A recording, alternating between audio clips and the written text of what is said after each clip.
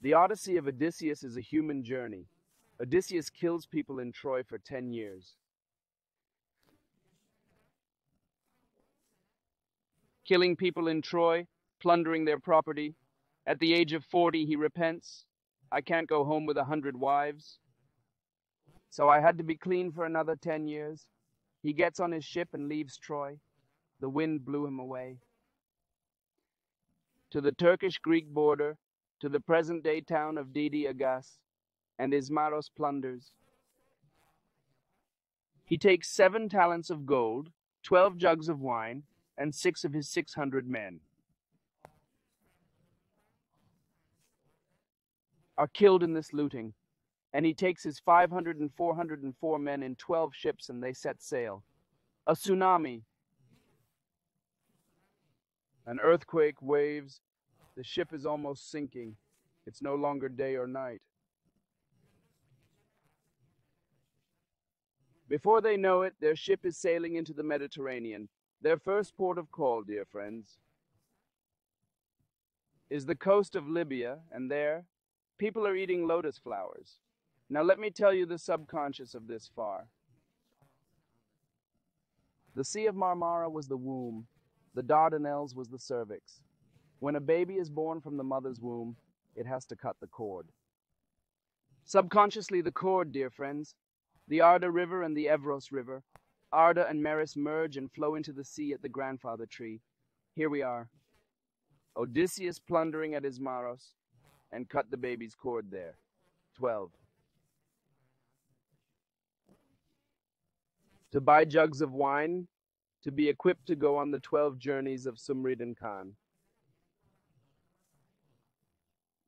7 talents of gold. People stop at 5 stations. The Kagans of Sumri stop at 7 stops. So Odysseus, not content with 5 stops like other men, he added 7 more to make it 12.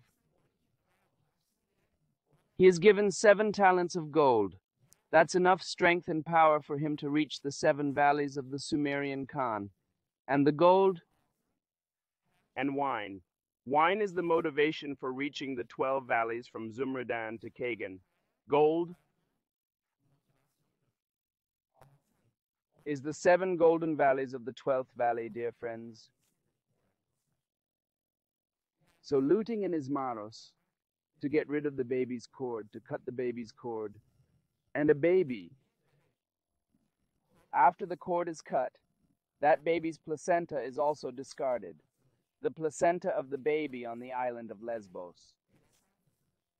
What does it mean to eat lotus flowers in Libya? Dear friends, a baby's placenta has been removed. The baby's cord has been cut. His destination is his mother's plain. And the place where it feeds is its mother's breasts full of milk. Here, dear friends, the nipple is shaped like a lotus flower, Lotus essence is the milk sucked from the mother's breast.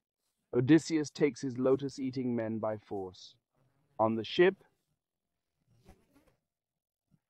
he ties them under the rowers' benches.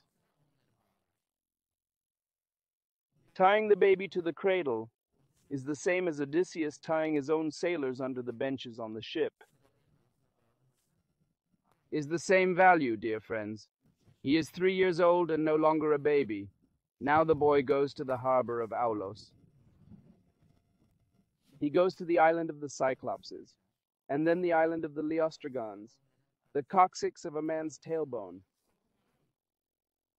And realizing his miracles, to the 33rd digit of the coccyx, and I'm going to put it in his pineal gland, and glorify him, the wind god Aulos. The wind god Aulos has 6 daughters and 6 sons. All day long they eat and drink and listen to the pipes. And at night, they go to sleep. When Odysseus goes to Aulos, Aulos gives him a goat skin full, all the strong winds of the world. He says, take this if you want, you can go home with it. Aulos says, you have it, but don't open it. They put it on the ship and set sail for Ithaca. His friends are suspicious. Odysseus hasn't slept for 9 days. As he had never embraced any treasure, it's very likely it contains the greatest treasures he brought back from Troy, and he's hiding it from us. He won't share it with us. When Odysseus comes within 20 kilometers of Ithaca. When he sees the shores of Ithaca, sleep overcomes him.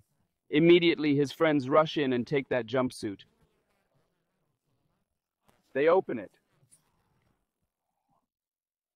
Whatever stench and whatever filth is in the bowels, as they all make a mess, and their journey home is ruined. Suddenly those winds blow them hundreds of kilometers. Hundreds of kilometers from Ithaca, their island.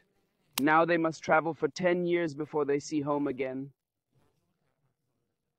To choose the point of origin of the intestines, such a disaster. Aulos has both stomach, duodenum, both small intestines and large intestine. His 12 children eat all day and listen to the pipes, the duodenum. They are busy all day digesting food from the stomach, wearing and drinking, and listening to the sound of the pipes from the intestines. Homer, he didn't write an epic. Homer wrote a book of riddles. The Odyssey is not just the 20-year odyssey of a king, but the journey of a human being.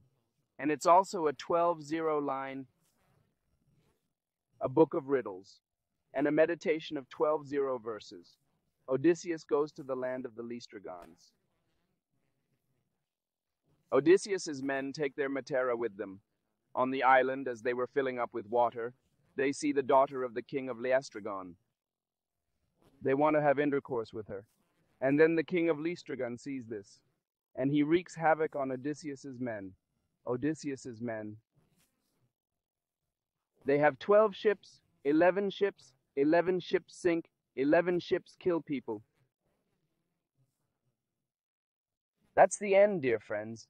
That's the end, dear friends. Odysseus then sails his one ship to the island of the Cyclops. He lands on Polyphemus's island. They dock the ship in the harbor. No one in sight. They're hungry and thirsty. He is on the shore. He takes 12 men with him. He himself is the 13th man. He goes to the island. Near the island, he finds a huge cave. He goes inside the cave. Milk, cheese, yogurt are lined up there. The cubes are full. Immediately they start eating the cheese, the milk, the fat. They start eating the yogurt. They satisfy their hunger. They will take them to their friends on the ship. They will fill their ship too. Evening comes. The giant walks, making the island tremble.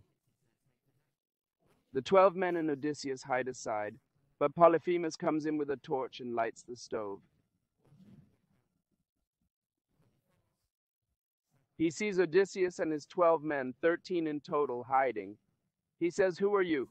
"I killed people in Troy for 9 years. I broke down these walls, I destroyed these castles, I set fire to so many houses, I plundered so much property," he boasted. However, a giant, an ignoramus, a murderer can boast of his deeds. I can't imagine Odysseus doing this to Odysseus with his own monsters. The giant captures 2 of Odysseus's men and eats them for dinner. He eats Odysseus's 2 men for breakfast. He comes back to the cave in the evening. He eats 2 more of Odysseus's men for dinner. Odysseus's plan to kill the giant is this: to give wine to that giant, to get the giant drunk, and then to pierce the giant's one eye on his forehead with a spear. Because if they kill the giant, people will not be able to open the door because it will be blocked by a huge rock. Odysseus and his men will also rot and die in the rotten carcass of the giant in the cave in that stench. So it is not to kill him. They plan to pierce the eye in his forehead, the dying giant with the eye pierced in his forehead. He'll make the first move on the door and open it, so Odysseus and his men will get out. The giant will no longer be able to do any harm. Odysseus and his men, they give the camel the wine he brought from Ismaros. Polyphemus drinks it, oh my. Then the jar falls to the ground and he gets drunk. In the cave there is an olive tree trunk that Polyphemus has already cut down. That olive tree trunk, they sharpen them with their axes and swords, they thaw them in the fire, and they put it in Polyphemus's forehead. And Polyphemus gets up in pain. He is now blind. The first thing he does is rush to the door. He lifts the big stone from the door. The light fills. Then the sheep and goats come out from between Polyphemus's legs. Odysseus's men and Odysseus himself are tied to the bellies of the sheep, and they are tied to Polyphemus's feet. And out they go. Polyphemus asks, "Who are you?" And Odysseus replies that he is nobody. Polyphemus shouts to his neighbors from the cave, "Neighbors, help!" "Nobody has blinded me," he says. And the neighbors say, "If he has blinded himself, we are in no position to go and help him. His neighbors won't help him." And Polyphemus is now blind. He can't see anything. Stop harming his surroundings. He becomes helpless. Odysseus and his men get on their ship and sail away. Dear friends, what does this mean subconsciously? The most brutal, cruel, ignorant giant in the world is man. It is man who does evil deeds. If a human being eliminates this evil self in himself, if he decides that from now on he will pursue beauty and goodness, who opened his own third eye, and who had to be able to reach the third eye of a human being through the coccyx. It has to reach the lower back, and from the lower back it has to reach the vertebrae of the back, the vertebrae of the neck, the atlas bone, the skull, and the pineal gland. This is a journey of enlightenment. Odysseus also made the journey up the coccyx and became enlightened. If we want to open our third eye, we have to complete this journey from our coccyx to our skull, and then we will see our dark cave, our dark world. Our life of jihad, our destructive personality will have left us and gone. So Odysseus didn't actually kill the giant. There was no giant. He saw his reflection in the mirror. That big giant, the man-eating giant. And that big giant, not even as big as Odysseus. It wasn't harmful. That giant only ate 6 people. Odysseus killed maybe more than 500 people in 10 years. When we open our third eye, dear friends, we too, like Odysseus, embark on the journey of human perfection. The person who opens his third eye is now in full contact with his soul and accepts the guidance of his soul. The soul can give us something that the 6 valleys gives everything.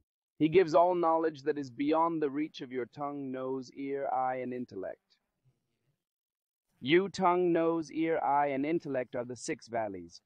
The soul is the 7th valley, a person who opens his third eye now. He has access to every information because his soul brings it to him.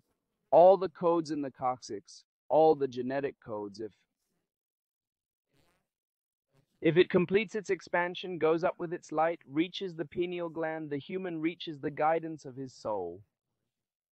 When a person reaches the guidance of her soul, the soul gives the information of the Slabi Mahfuz. Whatever humans, animals, plants, planets, whatever they do, whatever they experience, it is all recorded, and each matter has a soul.